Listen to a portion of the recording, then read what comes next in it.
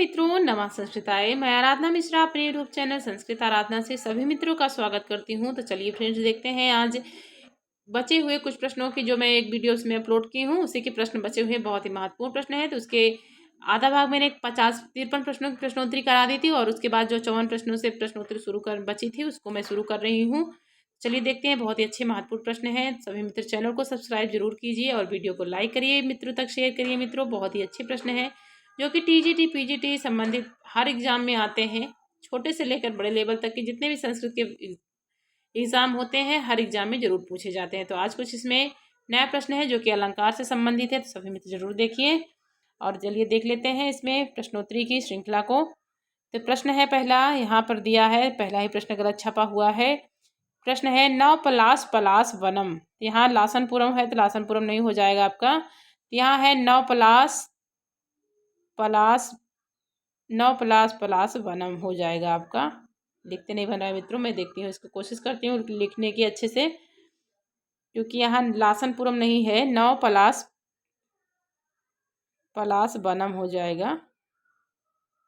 यहाँ पर आपका नौ पलास पलास वनम होगा।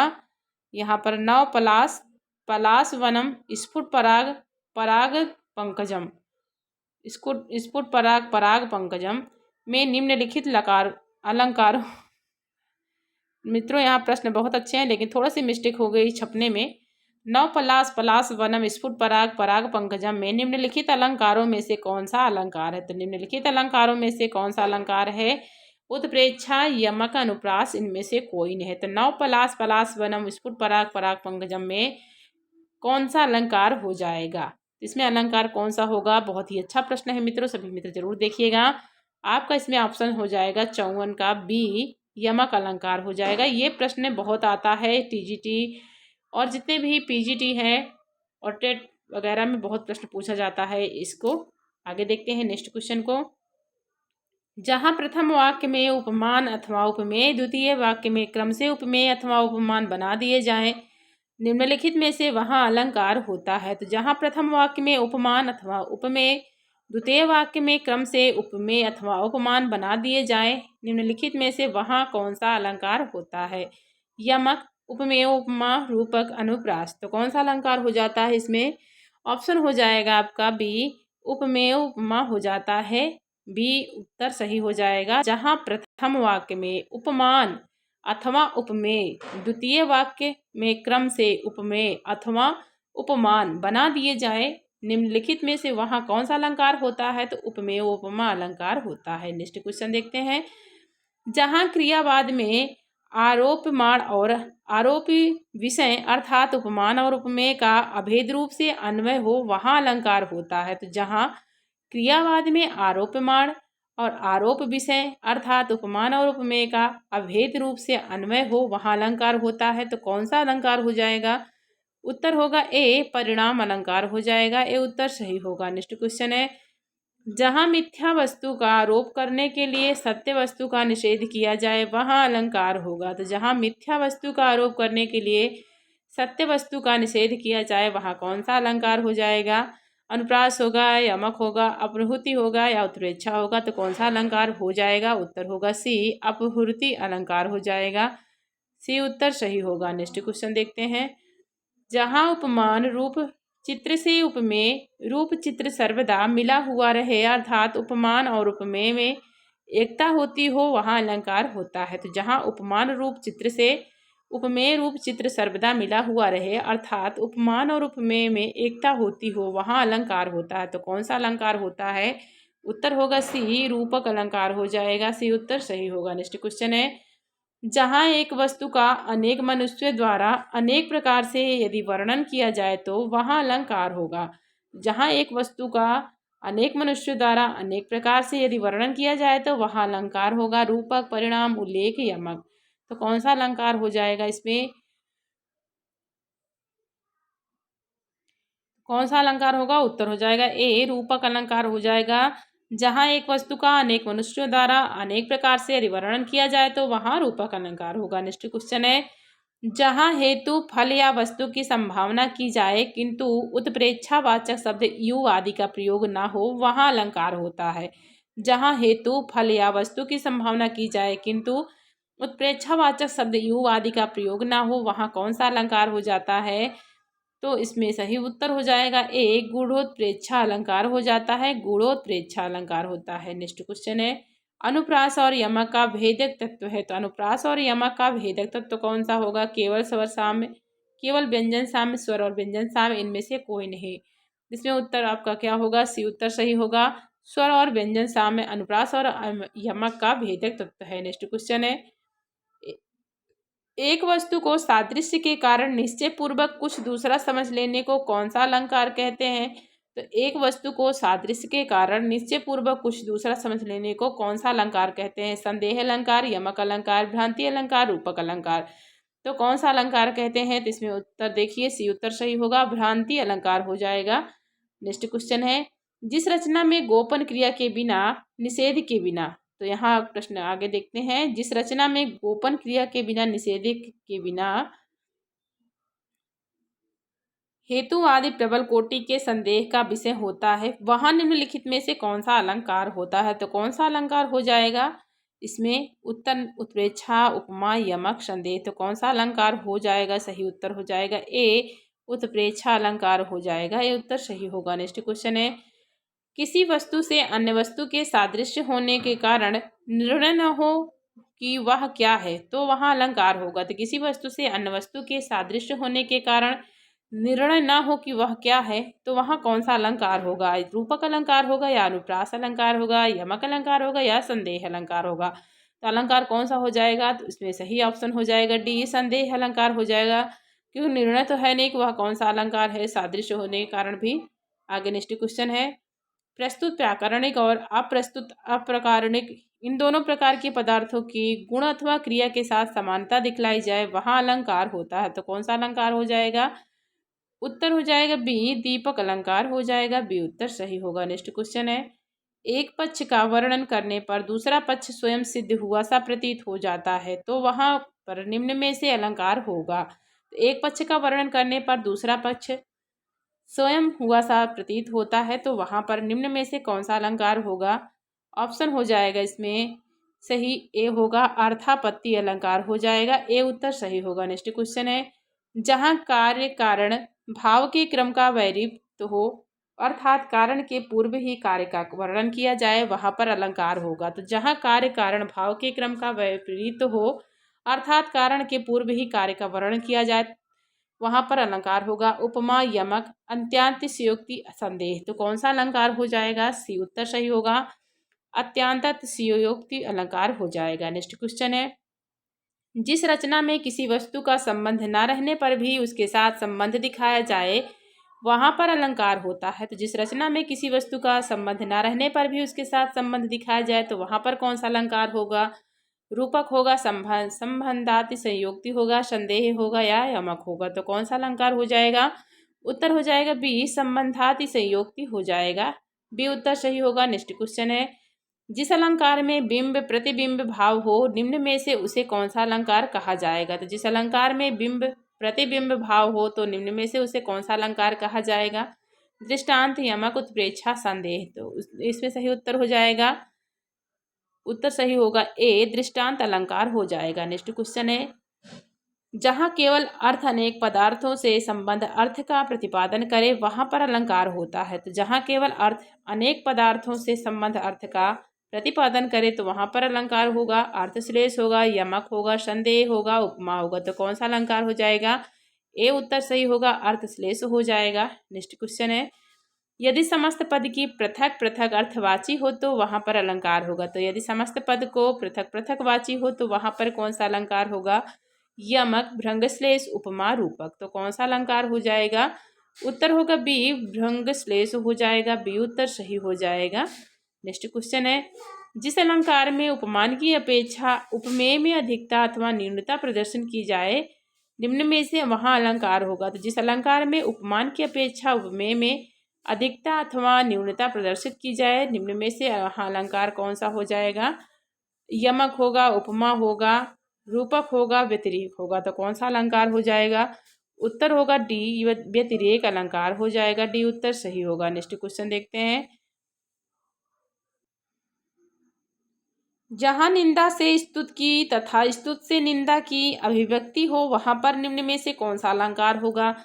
जहाँ निंदा से स्तुत की जाए तथा स्तुत से निंदा की जाए अभिव्यक्ति हो वहाँ पर निम्न में से कौन सा अलंकार होगा। उपमा, यमक, व्याज स्तुति, रूपक। तो कौन सा अलंकार हो जाएगा। उत्तर होगा सी, ब्याज स्तुति हो जाएगा। सी उत्तर सही होगा। नेक्स्ट क्वेश्चन है, जहाँ उत्तरोत्तर पद अपने पूर्व पूर्व पदों के प्रतिकारण होते जाएं वहां पर कौन सा अलंकार होता है। तो जहाँ उत्तरोत्तर पद अपने पूर्व पूर्व पदों के प्रतिकारण होते जाएं वहां पर कौन सा अलंकार होगा। द्वितीय कारणमाला, यमक, उत्प्रेक्षा, संदेह। तो कौन सा हो जाएगा उत्तर। सही उत्तर होगा ए, द्वितीय कारणमाला हो जाएगा। ए उत्तर सही होगा। नेक्स्ट क्वेश्चन है, कारण रहते हुए भी जहाँ कार्य उत्पन्न ना हो वहाँ अलंकार होता है। तो कारण रहते हुए भी जहाँ कार्य उत्पन्न ना हो वहाँ होता है। कौन सा अलंकार होगा। विशेषोक्ति, यमक, अनुप्रास, विभावना। तो कौन सा हो जाएगा। ए उत्तर सही होगा। विशेषोक्ति हो जाएगा। ए उत्तर सही होगा। नेक्स्ट क्वेश्चन है, यदि शब्द श्लेष द्वारा जहाँ विरोध मालूम पड़े किंतु वास्तविक विरोध ना हो निम्नलिखित में से वहाँ अलंकार होगा। तो शब्द श्लेष द्वारा जहाँ विरोध मालूम पड़े किंतु वास्तविक विरोध ना हो निम्नलिखित में से वहाँ कौन सा अलंकार हो जाएगा। यमक, उपमा, विरोधाभास। इनमें से कोई नहीं। तो उत्तर हो जाएगा सी, विरोधाभास हो जाएगा। सी उत्तर सही होगा। नेक्स्ट क्वेश्चन है, जिस अलंकार में बिना कारण के कार्य उत्पन्न हो तो वहां पर अलंकार होता है। तो जिस अलंकार में बिना कारण के कार्य उत्पन्न हो तो वहां पर कौन सा अलंकार होगा। यमक, विभावना, उत्प्रेक्षा, रूपक। तो उत्तर हो जाएगा बी, विभावना अलंकार हो जाएगा। बी उत्तर सही होगा। नेक्स्ट क्वेश्चन है, व्याकरण प्रवर्तक निम्नलिखित में से कौन है। तो व्याकरण प्रवर्तक निम्नलिखित में कौन है। पाणिनि, शौनकादि, महर्षि जाबाली। इनमें से कोई नहीं। तो इसमें उत्तर आपका हो जाएगा ए, पाणिनि को व्याकरण प्रवर्तक मानते हैं। नेक्स्ट क्वेश्चन है, शिक्षा शास्त्र प्रवर्तक है। तो शिक्षा शास्त्र प्रवर्तक कौन है। पाणिनि, पिंगल मुनि, शौनक आदि, महर्षि जाबाली। तो कौन हो जाएंगे। उत्तर होगा सी, शौनक आदि हो जाएंगे। शौनक आदि हो जाएंगे शिक्षा शास्त्र के प्रवर्तक। नेक्स्ट क्वेश्चन है, जिसके चारों चरणों में चार यगण हो निम्न में से वह कौन सा छंद होगा। तो जिसके चारों चरणों में चार यगण हो निम्न में से वह कौन सा छंद होगा। भुजंग, प्रयात, अनुष्टुप, वंशस्थ, उपजाति। तो छंद कौन सा हो जाएगा इसमें देख लेते हैं। बहुत ही अच्छे अच्छे प्रश्न हैं मित्रों। ए उत्तर सही होगा। भुजंग प्रयात हो जाएगा। जिसके चारों चरणों में चार यगण हो निम्न में से वह कौन सा छंद होगा। तो भुजंग प्रयात होगा। नेक्स्ट क्वेश्चन है, मृभ्रनेयार्णाम त्रयेणा त्रियमुनियुतता स्नग्धरा कीर्तितेयम। यह लक्षण निम्नलिखित छंदों में किस छंद का हो।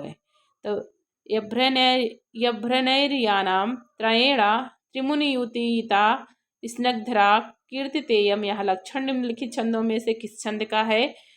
इसमें उत्तर हो जाएगा एक सही होगा बी, स्नग्धरा छंद का हो जाए। यहाँ लक्षण के साथ यहाँ दिया भी गया है नाम भी। तो सही उत्तर हो जाएगा बी, स्नग्धरा छंद हो जाएगा। नेक्स्ट क्वेश्चन है, निम्न में से वार्णिक छंद नहीं है। तो निम्न में से वार्णिक छंद कौन सा नहीं है। आर्या, उपेंद्र वज्रा, श्लोक, पुष्पिताग्रा। तो कौन सा नहीं हो जाएगा इसमें। उत्तर होगा ए, आर्या नहीं है जो कि वार्णिक छंद नहीं है। नेक्स्ट क्वेश्चन है, जिस गुण में आए तीन वर्णन गुरु होते हैं। जिस गुण में आए तीनों वर्णन गुरु होते हैं उसका नाम। तो उसका नाम देख लेते हैं आगे नेक्स्ट पैराग्राफ में है। क्या नाम है। यगण, मगड़, रगड़, तगड़। तो क्या नाम हो जाएगा। यगड़, मगड़, रगड़, तगड़। तो कौन सा नाम सही हो जाएगा इसमें। बी उत्तर सही होगा। मगड़ हो जाएगा। नेक्स्ट क्वेश्चन है, अर्थो ही कन्या पर की वे एवो। इनमें कौन सा छंद है। तो अर्थो ही कन्या पर की वे एवो इनमें कौन सा छंद विद्यमान है। इंद्र, वज्रा, वंशस्थ, द्रुत, विलंबित, भुजंग, प्रयात। तो कौन सा छंद हो जाएगा। उत्तर होगा ए, इंद्र वज्रा हो जाएगा।